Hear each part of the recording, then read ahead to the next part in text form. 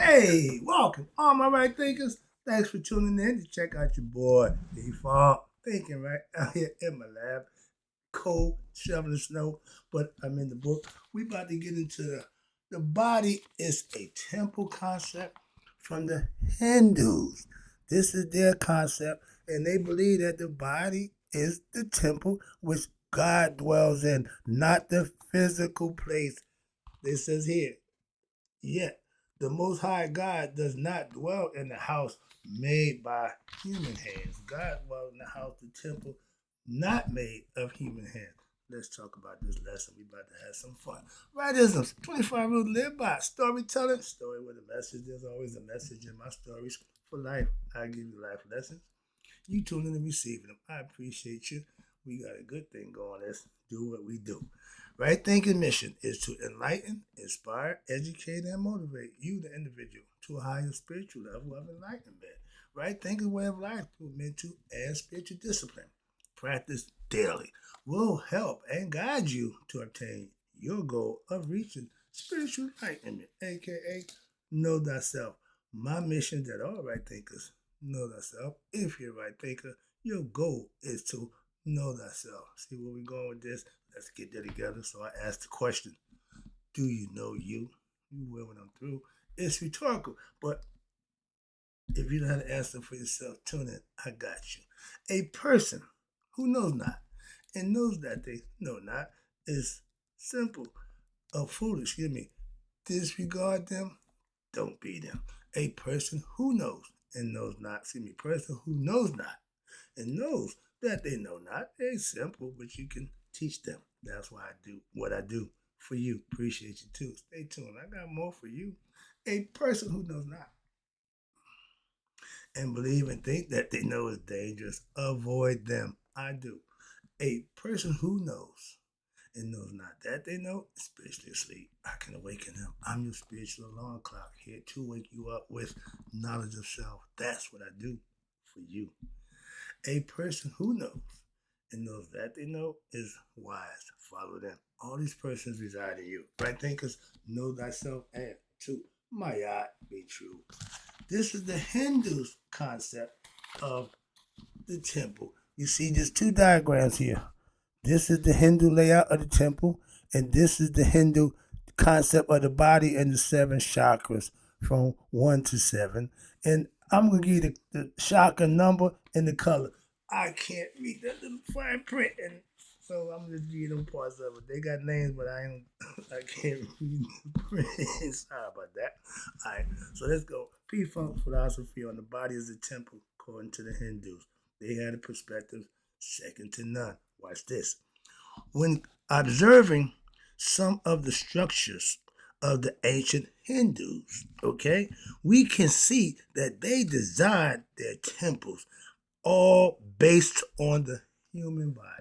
Did you know that? Watch this. They did this. Why? Because they understood that the human body is the temple for the indwelling spirit of God. They had a very good understanding. Watch this. And they call it Antayariman. Consequently, the temple is the body of God on earth. Spirit made matter. That's God becoming the Word, becoming flesh. It is analogous to the human body. All the various parts of the temple structure all correspond to different parts of the human body. They was good. Okay? And for the ancient Hindus, the temple represented the physical body which houses the presence of God. The actual construction of the temple itself served as a profound symbol of God's presence in the world. As above, so below. They was mimicking the concept and they had a very good understanding of it. Watch this. So the entrance of the temple often symbolized by what? The feet coming in, feet first, where devotees begin their what they call the spiritual journey to what? To spiritual enlightenment, to know thyself, that was a quest, not just the Egyptians. The Hindus had a perfect concept of it too. Watch this. In the main hall, or what they call the Manalapa, the Mandapa, it represents what? The abdomen, right there, the sexual organs. And when people gather and prepare for spiritual enlightenment, the sanctum of sanctums, the innermost chamber of the temple, is where the deities reside. Holy of holies. I'm understanding, trust me. And watch this. It also corresponds with the heart. That's where God dwells, in the heart. And the core of human existence, where the divine present dwells. Feet about to, they warming up. I got my Timbs on, so they're gonna be a little noisy. But yeah, this is the perfect example of breaking down. They knew where God was. They understood God. They gave you the breakdown. Sorry, don't get no better than that. Watch this. So watch this. So the main hall is the Mandapala. It represents the abdomen, where the people gather to prepare for spiritual enlightenment. They get about here down. Watch this. The spear of tower above the sanctum, known as the Shikara or the Vimana, symbolizes the head. Hello.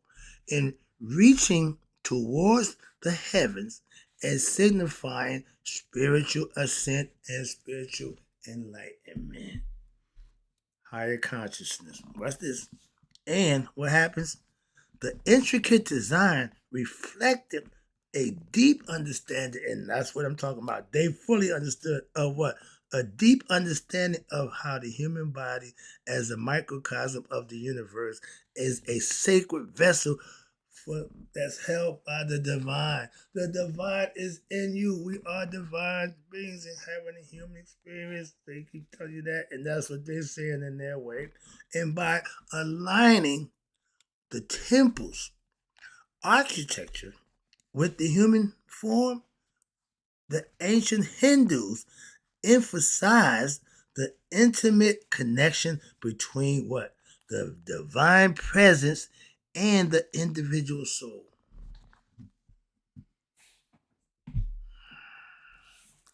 The temple, your body, as the body of what? God, the Word made flesh.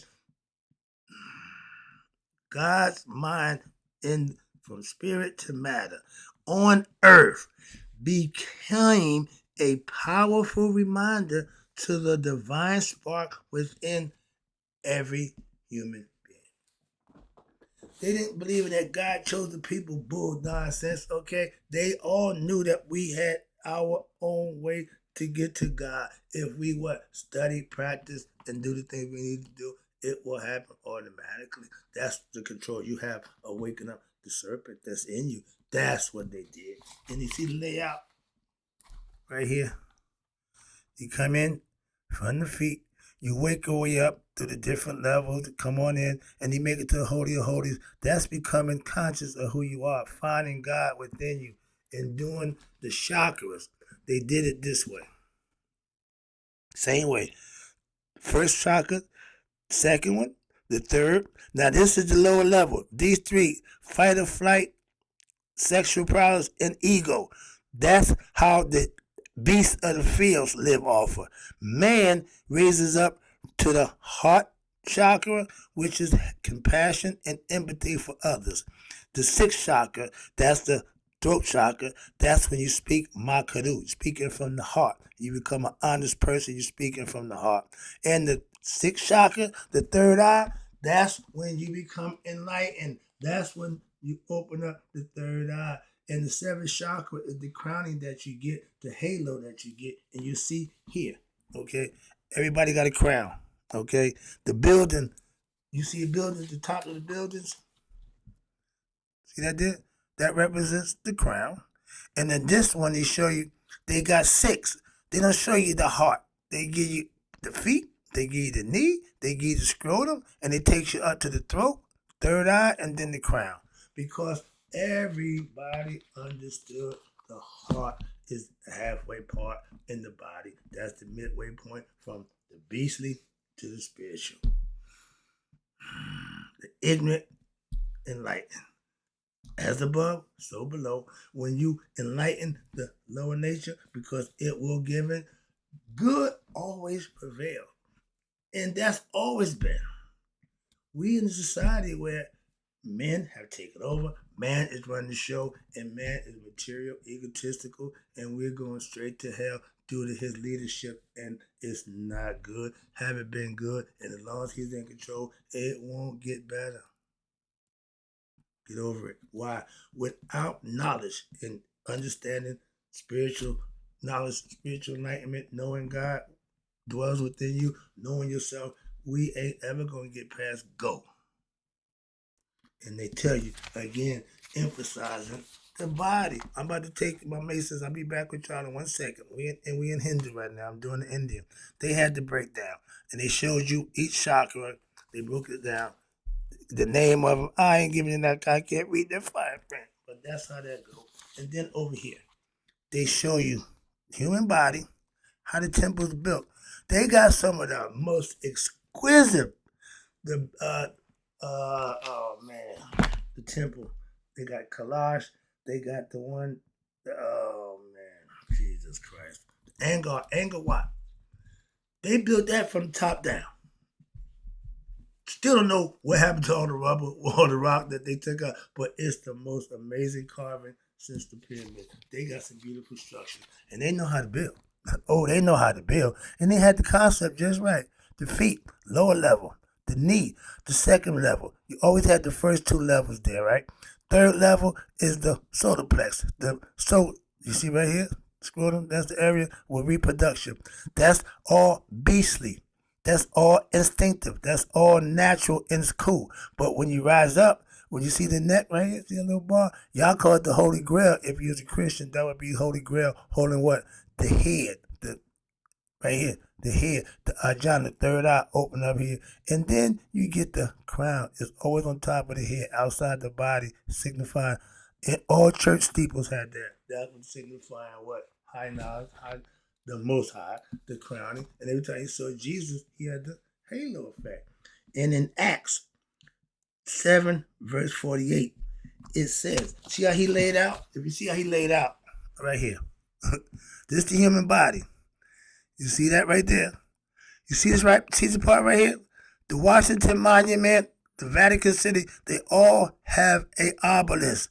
That's the penis, okay? This is the head. That's where God dwells, in the head. And then the heart. That's why the heart-mind coherence. When you connect God, emotion, and consciousness, you become one with God. That's what I've been trying to get you to understand. As a right thinker, you want to have that heart-mind coherence so you can have a better understanding.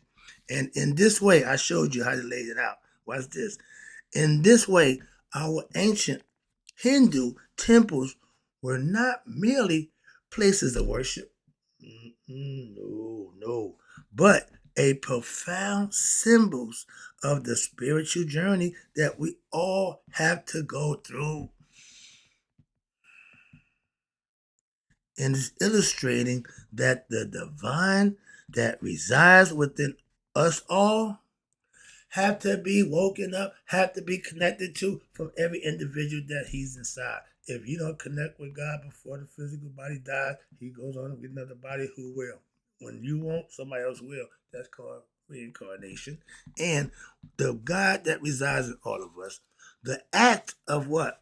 Constructing your entire temple, your body, making it sacred, was seen as a reenactment of your soul's journey to what? Reaching self-realization, aka nihas, or the union with the divine.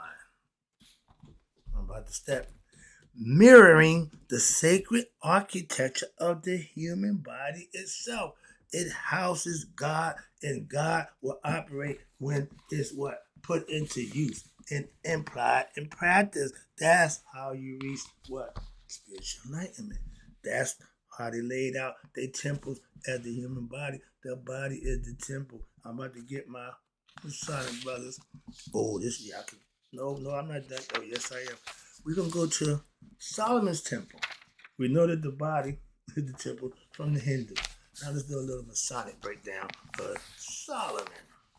I like this one here. Okay, see here, and as a Mason, you see here, left and right hemispheres. The eye, that's the pineal gland. That's God. That's God right there. And here again, you show they breaking down the Trinity of God. The pituitary gland, the pineal gland, and the thalamus. These are all important symbols that you had to understand. And this again is the structure. This again is the temple, the body from the feet to the head. Let me break that down for you right quick. This is gonna be good. Solomon's temple for all my Masonic brothers. Love you. You are Solomon's temple. Make it real quick for you. Let me stop all the nonsense. Okay, yeah, we go starting here. The temple of Sol, S-O-L, the sun. O, that's God. And the moon, that's the female. Sol is the male. O is God, conscious. And moon is the woman. So the temple is man and woman united together in one. You see right here, they're showing you that. And this is the symbology right here. Breaks it down. Sun, moon, left, right. In the middle, pineal gland. See here, see the scale? See my art right here? That's my art. That's my stuff right there. But we doing the brain. I'm telling you, when I'm doing this, I'm saying use both sides of the brain. That's all. Equanimity. Why? Don't think too much with the left and don't think too much with the right. Keep it even. Keep it simple, stupid. And I'm showing you here. Again, they had the brain figured out. They had this thing already figured out. They're showing you how to use it this way. And they break it down for you, showing it again. And it says here, you got the third ventricle that represents what? The pituitary gland. The holy of holies. Okay, you see, here's the building. Let me break it down for you. Let me show you here how it goes. The holy of holies. That's one part. That's one part, and that's one part. Let's break it down. It says here, the holy of holies is where the Ark of the Covenant is kept. See that little thing right there? Right in there. That's the holy of holies. Then you got the holy place, the greater house. Okay, again, another spot. And that's represented by, they call it, you got the third ventricle. The pineal gland is the holy of holies. That's the covenant ark. That's what's in the Ark of Covenant. And you got the third ventricle, and that's represented by the thalamus, or that's the holy place or the great house right here. That's this part arrow coming out here. And now this arrow, the pituitary gland, that represents the building itself. Okay, right here. There you go, that space. And it's even broken down again in human form, coming in, going up. You always want to get to the head. That's where God dwells. And the famous Luxor building, same thing. The longest, biggest temple ever. Okay, that's all mental. It's all symbolical. But let's talk about the temple. And I just showed you the Holy of Holies, the holy place, the greater house, and then you got the vestibule. That's the pituitary gland. It means the entrance coming in.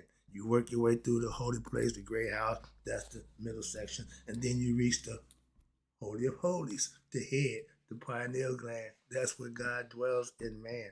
And it shows you here the temple of the soul, Solomon. Brothers, solid brothers, when you in search, looking for Solomon's temple, if you look at anywhere outside yourself, you're never going to find it. Okay? Now, I just showed you pictures.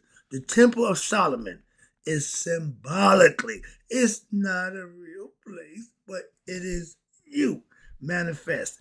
Constructed when the solar and the lunar forces within you as the individual come into harmony and unity. That's both sides of the hemisphere. That's both sides of the hemisphere of your brain. That's what they showed it to you right here. And it's all one side the moon, female, one side the sun, the male.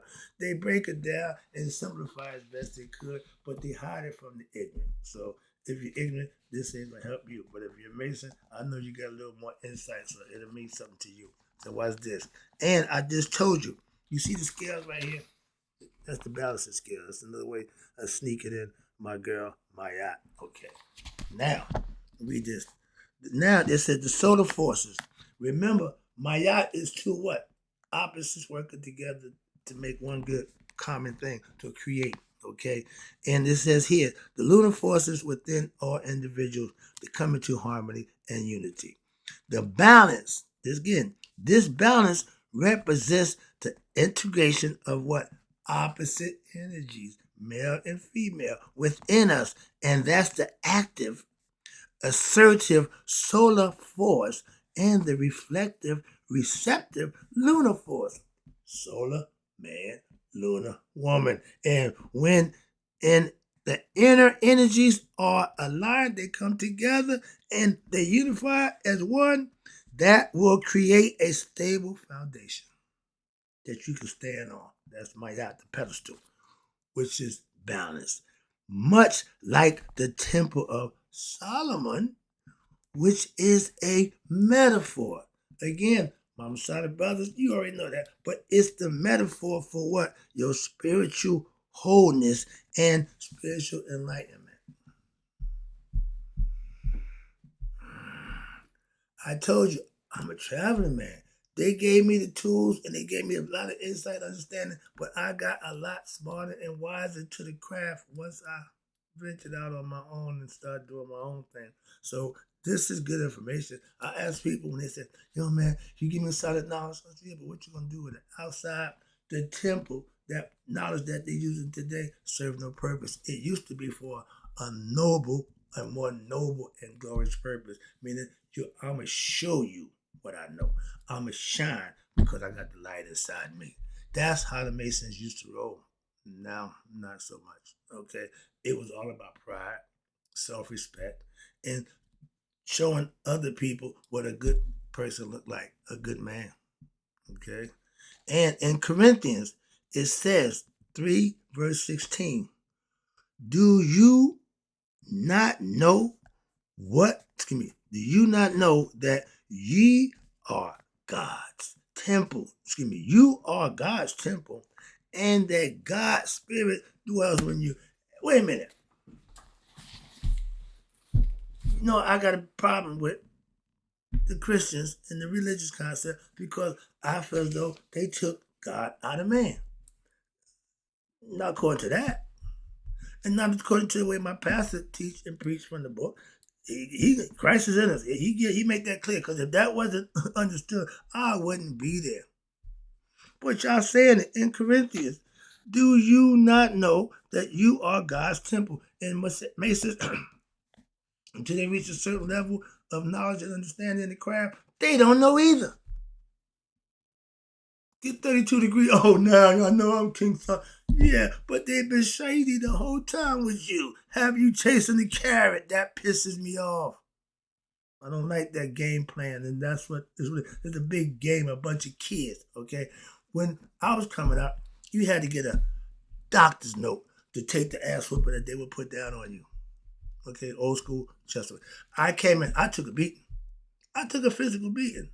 But I thought that's what it was all about. When I got to start realizing, no, that was somebody's personal ego attack against me when I'm vulnerable and can't see or defend myself. That's the biggest punk in the world. Take advantage of somebody when they're in that position. And that's what I didn't like about the crowd. I put that out. I took that hazing, that beating paddle ass whipping, I took that out of the crowd myself personally. I didn't like it. So I changed a few things myself in the craft for the betterment that I know for myself. Why? That crap was getting on my nerve. Okay? Oh, we about to have some fun. We about to whoop somebody. I hated that. Hated it. Why? I don't join no groups. Be having nobody whooping my ass. That's why. So I did. Yeah. Sorry, I got a little personal. But I take that serious. If you got a man who gonna subject himself to your whims, you should not take advantage of them. Y'all do it for the pleasures of just, well, they did it to me. Was it good? Then no. Why the hell you keep doing it? I stopped it. Sorry. but just want to make that known to the craft. I'm a craftsman, true craftsman. I told you when I was a rookie, old 94-year-old man told me in my marching parade, don't let what you see in the people in the craft do deter you from your love of the craft. I still love the craft. I love the craft. I'm a craftsman forever. Why? Because it did something for me that I won't forget. I took an oath that I live up to mine. Again, even in the craft.